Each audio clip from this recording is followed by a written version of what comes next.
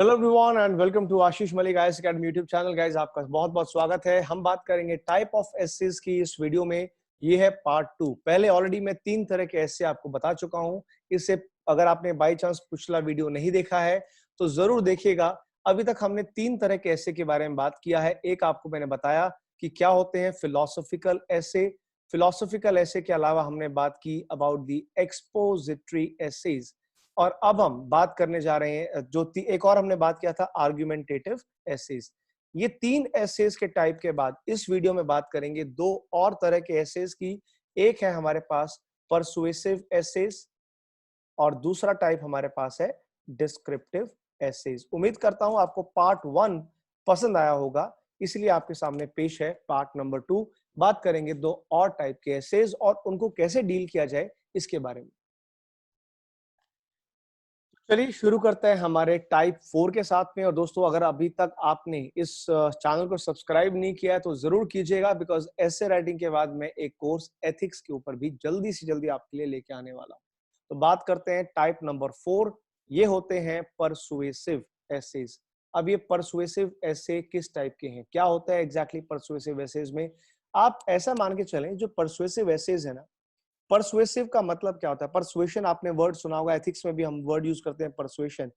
Pursue करना, अपने reader को, यू परस्यू योर रीडर। अब आप किसी रीडर को परस्यू कर रहे हैं, किस चीज के लिए? You are pursuing your reader कि वो आपकी बात से सहमत हो जाए, to accept your views, to accept your view points, your ideas on a certain matter. जो चीज के ऊपर आप जैसा सोचते हैं ना, उस चीज पे आप अपने रीडर को, अपने एग्जामिनर को भी सेम तरह से कन्विंस कर लें, परस्यू कर लें। परस्यू का आप कह सकते हैं एक तरह से किसी को कन्विंस करना, आप बोल सकते हो कि आप जो है पीछे पड़ के कन्विंस आपने करवा ही लिया अपने रीडर को कि देखो यार, जो मैं कह रहा हूं वो सही है। आप उसी व्यू पॉइंट को आप मान के चले। अब आप कहेंगे सर, लेकिन ऐसे इस तरह के एसेज कहाँ काम आते हैं, या फिर किस तरह के एसेज ऐसे होते हैं? आपको मैं एक एग्जाम्पल देता हूँ। 2014 में एक बहुत ही इंटरेस्टिंग एसे आया था। 2014 का एक एसे है मेरे सामने, और एसे इस टॉपिक के ऊपर था 50 golds in Olympic. 50 golds in Olympic, can this be reality? Can this be a reality for India? क्या सच में कभी इंडिया 50 गोल्ड जीत सकता है? वैसे मैं चाहूंगा आप भी अपनी ओपिनियन मुझे कमेंट सेक्शन बॉक्स में बताएं। क्या आपको लगता है कभी ऐसा समय आएगा इंडिया 50 गोल्ड मेडल जीत सकता है? आपकी जो भी ओपिनियन है, हाँ और ना, मुझे बताएं ईमानदारी से कमेंट सेक्शन बॉक्स में। तो ये टॉपिक 2014 में आया था। अब ये परफेक्ट एग्जाम्पल है परसुएसिव एसे का। यहाँ पे आपके सामने टॉपिक है जिसपे ना तो आपको बहस करनी है, ना तो आपको आर्ग्यूमेंट करने हैं, ना आपको फिलोसॉफिकल कुछ है। ये परसुएसिव है। आप इसके बारे में जो भी लिखेंगे, आप कुछ ऐसे लिखेंगे कि आप अपने रीडर को कन्विंस करते चलें कि देखो, जो जो मैं लिख रहा हूं वो बिल्कुल सही है, जो जो मैं लिख रहा हूं वो बिल्कुल एकदम परफेक्ट है आपके लिए। ये जो एसेज है ना, इनके अंदर आपके पास मौका होता है अपनी क्रिएटिविटी दिखाने का। ये बहुत ही ओपन एंडेड टाइप एसेज होते हैं। जो ओपन एंडेड ऐसे होते हैं ना, एंड आखिरी कुछ भी हो सकता है, कोई सर्टेन नहीं है। लिखने वाले पे डिपेंड करता है पूरे ऐसे का रुख किस तरफ घुमा दे। ये एसेज के अंदर you will actually have a huge scope of imagination. पूरा इमेजिनेशन बेस्ड ऐसे है, पूरा क्रिएटिविटी बेस्ड ऐसे है। अगर आप ये यकीन दिला दें एग्जामिनर को कि हाँ बिल्कुल इंडिया 50 गोल्ड जीत सकता है, उसके लिए बस ये सब चीजें करनी होंगी, ये किया तो ऐसा हो जाएगा, वो किया तो वैसा हो जाएगा, ये है रोड मैप। अगर आप कुछ ऐसा क्रिएट कर दोगे ना, तो ये परसुएसिव ऐसे का बिल्कुल बेस्ट एग्जांपल होगा। याद रखिएगा, परसुएसिव ऐसे में क्योंकि इमेजिनेशन और क्रिएटिविटी इन्वॉल्व है, एक खास बात याद रखिएगा, ये जो ऐसे हैं they are based on optimism. They are based on optimism. Examiner भी बेवकूफ नहीं है, उसने ऐसा कोई आपको टॉपिक दिया है लिखने के लिए। पेपर सेट करने वाला कोई बेवकूफ नहीं है कि मन किया ऐसे उठा के दे दिया, नहीं। वो देखना चाहता है कि आपके अंदर कितना ऑप्टिमिज्म है। आखिरकार you are a hopeful and you should be a hopeful young dynamic civil servant, right? आप यंग डायनामिक सिविल सर्वेंट होने वाले हो, तो एक यंग डायनामिक सिविल सर्वेंट को कैसा होना चाहिए? आपको होपफुल होना चाहिए। आपको हमेशा as a civil servant you should always be optimistic. आप कभी पेसिमिस्टिक बातें नहीं करेंगे कि अरे देश का तो कुछ हो ही नहीं सकता, इंडिया कभी गोल्ड नहीं ला सकता, इंडिया कभी परफॉर्म नहीं कर। अगर आप एज अ सिविल सर्वेंट ऐसा कहेंगे तो that is a very negative quality in you. Civil servant is suppose to be optimistic, suppose to be hopeful and practical. उस चीज को इंप्लीमेंट करने के लिए प्रैक्टिकल भी होना चाहिए। ऑफ कोर्स दोनों ही चीजें सामने आपकी आएंगी। तो देखो, अब ऐसा मान लो, यही इसी टॉपिक की मैं बात करूं, ये वाला जो 50 गोल्ड मेडल वाला जो टॉपिक था, अब आपके सामने ऐसा कोई टॉपिक आ जाए, भाई इंडिया की 50 गोल्ड ओलंपिक में आएंगे नहीं आएंगे, आप पर्सनली चाहे जो मर्जी फील करें, अपनी पर्सनल फीलिंग को रखें साइड में। चाहे आपको लगता है कि इंडिया नहीं जीत सकता, तो भी आपको ये पूरा टॉपिक लिखना है एक ऑप्टिमिस्टिक नोट पे। ऑप्टिमिस्टिक नोट पे आप इसको लिखेंगे, आप उसमें ढेरों एग्जाम्पल डालेंगे, बहुत कुछ डालेंगे, और एग्जैक्टली एग्जामिनर के सामने एक ऐसी पिक्चर प्रेजेंट करेंगे, एक ऐसा प्लान बनाएंगे कि सर देखो मैंने प्लान बना दिया है, ये वर्केबल प्लान है, अगर आप इस प्लान को फॉलो करेंगे तो yes, this can be a reality too. ये है परसुएसिव ऐसे का टाइप। जो ऑफ कोर्स, अब जो भी आप प्लान बनाएंगे, प्लान थोड़ा प्रैक्टिकल होना चाहिए, थोड़ा लॉजिकल होना चाहिए। लॉजिक और फैक्ट बेस्ड बनाओ, ठीक है? और अपने रीडर को कन्विंस कर लीजिए पूरी तरह से। You have to convince your reader. वो भी आपकी इमेजिनेशन से खुश हो जाए, आपकी क्रिएटिविटी से खुश हो जाए कि क्या बात है, अगर इसने क्रिएट भी किया है तो क्या खूबसूरत चीज क्रिएट करी है। ये होता है हमारे सामने आपके जो परसुएसिव एसेस का टाइप होता है। इसे ऐसे बहुत सारे आपको टॉपिक मिल जाएंगे। ऐसे ही परसुएसिव का एग्जांपल, एक टॉपिक पूछा गया था यूपीएससी में, व्हाट इज रियल एजुकेशन? क्या है real education?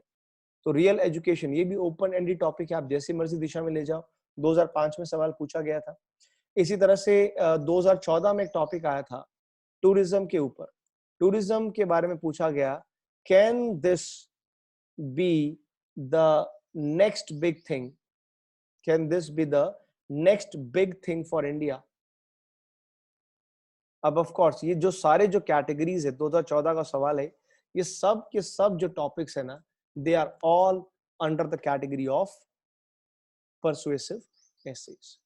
Now comes the last type, which is type number 5, called descriptive type. इसलिए descriptive type of essay कहते हैं। अभी ये क्या ऐसे होते हैं, किस टाइप के ऐसे होते हैं? ये देखो, descriptive essays जो है ना, उनका पर्पस क्या है पहले तो वो समझो। descriptive essays जो है ना, they always require very intense description। बहुत ही इंटेंस डिस्क्रिप्शन के ऊपर बेस्ड ये ऐसे होते हैं। डिस्क्रिप्शन किसी भी चीज का, किसी जगह का, किसी ऑब्जेक्ट का, किसी इंडिविजुअल का, किसी इवेंट का, आपको बहुत डिटेल में, बहुत इंटेंस डिस्क्रिप्शन देना होता है। क्योंकि यहाँ पे एक्चुअली क्या है ना, पर्पस ये है इस तरह के एसेस के अंदर कि आप अपने रीडर के सेंसेस को आपको इवोक करना है। ऐसे ऐसे डिस्क्रिप्टिव का जो मेन एक स्ट्रैटेजी है, you always try to invoke senses, you always try to invoke the senses and feelings of your reader। आप अपने रीडर को पूरा इमोशनल बना दो। जो रीडर है आपका, एग्जामिनर जो है, उसके अंदर की भावनाओं को जगाओ। आप कुछ ऐसे, कुछ इस तरह से लिखो कि उसका एक एक इमोशन बाहर निकल के आए। आप लिखें ऐसा कि इमोशनल राइटिंग के साथ आप लिखें, ठीक है? इस तरह के जो एसेज हैं, अब जैसे मान लीजिए इसका मैं एग्जांपल देता हूं। 2000 शायद उससे भी पहले एक टॉपिक, मुझे एग्जैक्टली याद नहीं आ रहा, एक टॉपिक आया था जो वैसे मुझे लगता है आज भी बहुत रेलेवेंट है। एक बार टॉपिक आया था, new cults and godman, a threat to traditional religion. It's a threat to traditional religion, ठीक है? ये टॉपिक था। अब यार ये टॉपिक तो देखा जाए आज भी रेलेवेंट है। आज भी हिंदुस्तान में जो नए नए कल्ट हैं, नए नए गॉडमैन हैं, जितने भी बाबा राम रहीम टाइप हो गए, आशाराम टाइप हो गए, स्वामी नित्यानंद टाइप हो गए, ये सब गॉडमैन ही है। गॉडमैन है कि कौन मैन है, वो वाली अलग बात है ना। ये सेल्फ स्टाइड जो अपने आप को भगवान मानते हैं, नए नए कल्ट हैं, क्या सच में ये थ्रेट है ट्रेडिशनल रिलीजन का? अब यहाँ पे जब आप इस तरह के आंसर लिखेंगे, इस तरह का ऐसे लिखेंगे ना, इसमें आपको बहुत सारी डिस्क्रिप्शन देनी पड़ेगी। Full on emotion, senses, feeling के साथ आपको लिखना पड़ेगा, क्योंकि आपको अल्टीमेटली ना जो है आपको अपने रीडर, अपने एग्जामिनर को यकीन दिलाना है इस टॉपिक के ऊपर कि हाँ, आप जो भी लिख रहे हैं आप उसमें प्रॉपर उसके एविडेंसेस प्रेजेंट कर रहे हैं। यहाँ पे मेक श्योर कीजिए कि आप अगर हो सके, आपको यू हैव टू क्या कह सकते हैं उसको, you have to make sure कि जो रीडर है आपके ऐसे का ना, reader must share your experience. जो आपने एक्सपीरियंस किया है ना, फील किया है, वो आप एग्जामिनर को पूरी तरह से कन्वे करा पाओ। ये कुछ इस तरह के टॉपिक होते हैं, इस तरह के आपके होंगे। तो ये 5 तरह के ऐसे टॉपिक आप याद रखें। हाँ, बस एक चीज याद रखना, अगर आपको सच में ऐसे पेपर के अंदर अगर आपका ऑब्जेक्ट है, you really want to score well, अच्छे से आपको स्कोर करना है, तो ये जो भी 5 टाइप हैं, all 5 types, you have to prepare in advance. वहां जाके कोई चमत्कार नहीं होने वाला। ये 5 तरह के जो एसेज हैं, प्रिपेयर अच्छे से करके जाने हैं, एडवांस में प्रिपेयर करना है। अगर किया होगा तो डेफिनेटली एग्जाम में प्रॉब्लम नहीं आएगी। तो जैसे ही आपके सामने कोई भी टॉपिक आएगा, आप सबसे पहले ये कैटेगराइज कर सकते हैं कि सर ये वाला फिलोसफिकल लग रहा है, ये आर्ग्यूमेंटेटिव लग रहा है, ये वाला डिस्क्रिप्टिव लग रहा है, और उसी के अकॉर्डिंग आप अपनी अप्रोच फॉलो कर सकते हैं। मगर वो तभी होगा जब आपने ऑलरेडी एग्जाम से पहले एडवांस में खूब सारी प्रैक्टिस करी होगी। कई इंपॉर्टेंट टॉपिक्स के ऊपर आपने पहले से एडवांस में माइंड मैप बना के रेडी किए होंगे, जिनको बाद में आप ऐसे के रूप में यूज कर सकते हैं। तो बहुत सारे ड्राफ्ट्स अपने साथ रेडी रखिए। जो भी टॉपिक पढ़ते हैं, खास तौर पे जो आप एडिटोरियल्स पढ़ते हैं, ठीक है, एडिटोरियल्स पढ़ना इज इंपॉर्टेंट। जो आप एडिटोरियल्स वगैरह पढ़ते हैं, कवर करते हैं ना, इन सभी चीजों के ऊपर पहले से, या कोई भी आपका करंट का टॉपिक है, या ऑलरेडी कोई फेमस कोटेशंस हैं, किसी किसी बड़े बड़े फिलोसफर की फेमस कोटेशंस वगैरह हैं, इनको आप एडवांस में प्रिपेयर करके रखिए। कम से कम जब आप एग्जाम में जाएं, आपके पास 25 से 30 नए फ्रेश टॉपिक जो है ना, वो रेडी होने चाहिए ऐसे की। 25-30 एसेस का फ्रेमवर्क मायने में होना चाहिए कि ऐसा आएगा तो वैसे लिखूंगा, वैसे आएगा तो वैसे लिखूंगा।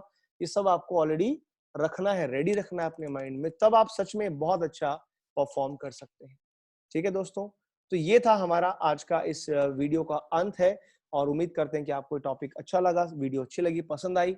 अब अगले ही जो वीडियो हम लोग बात करेंगे, नेक्स्ट वीडियो होगी, उसमें अलग से समझाऊंगा फिलोसॉफिकल टॉपिक्स के बारे में, बिकॉज फिलोसॉफिकल टॉपिक जो है, इनको अलग से एक वीडियो चाहिए। इसकी अप्रोच बतानी बहुत जरूरी है, क्योंकि 200% ये क्वेश्चन तो आएगा ही आएगा। दोस्तों मेरे साथ बने रहें इस YouTube चैनल पे, इसी तरह से प्यार दिखाते रहें। और हाँ, YouTube चैनल के अलावा इसी Amazon फ्लिपकार्ट पे मेरी लिखी बहुत सारी किताबें आपको मिलेंगी। अगर आप यूपीएससी की तैयारी कर रहे हैं, तो मैं चाहूंगा कि आप ये 6 की 6 बुक्स जरूर अपने कोर्स में ऐड करें। इसमें करंट अफेयर, जीएस की किताबें हैं, जो आपको मदद करेंगी पूरे साल का करंट अफेयर और जीएस की बेसिक्स पढ़ने के लिए। ये बेस्ट बुक है आपकी आंसर राइटिंग प्रैक्टिस करने के लिए। इंडियन इकोनॉमी के लिए आप ये बुक फॉलो कर सकते हैं। ज्योग्राफी की भी किताब है। इस बार 37 क्वेश्चन मेरी लिखी इन 6 किताबों में से आए थे, जो आपके लिए बहुत बेनिफिशियल हो सकती है। अगर आपको लाइव लेक्चर पढ़ने हैं, आप मेरे साथ लाइव लेक्चर पढ़ें, और आप जो है मुझे फॉलो कर सकते हैं अनअकैडमी के ऊपर। मैं multiple subjects, geography, history, ethics और ऐसे राइटिंग की प्रैक्टिस आपको कराता हूँ अनअकैडमी के ऊपर। वहां मुझे फॉलो करें। अगर अभी तक सब्सक्राइब नहीं किया अनअकैडमी, आप सब्सक्राइब कर सकते हैं दोस्तों। और सब्सक्राइब करते time you have to make sure आप ये रेफरल कोड का इस्तेमाल करें, आशीष एम लाइव। आपको 10% डिस्काउंट भी मिलेगा, and you will also get my personal guidance. साथ में 2 साल या उससे ज्यादा का सब्सक्राइब करने पे आपको 1 साल फ्री एक्सटेंशन दिया जाएगा। अगर आप जो है अपने रिजल्ट से सेटिस्फाइड नहीं है, तो आपको अनअकैडमी की तरफ से 1 साल एक्स्ट्रा मिलेगा। बाकी मेंस की प्रैक्टिस करनी हो, ऑप्शनल टेस्ट सीरीज चाहिए हो, ये दोनों टेस्ट सीरीज अवेलेबल हैं अनअकैडमी के ऊपर। डिस्क्रिप्शन में आपको डिटेल मिल जाएंगी। ये कोड है, इसका इस्तेमाल कीजिएगा, यहाँ भी आपको 10% डिस्काउंट मिल जाएगा। थैंक यू सो मच, मिलते हैं अगली वीडियो में। बात करेंगे फिलोसफिकल टॉपिक की, फिलोसफिकल एसेस की। तब तक के लिए tata, take care, bye bye, जय हिंद, जय भारत।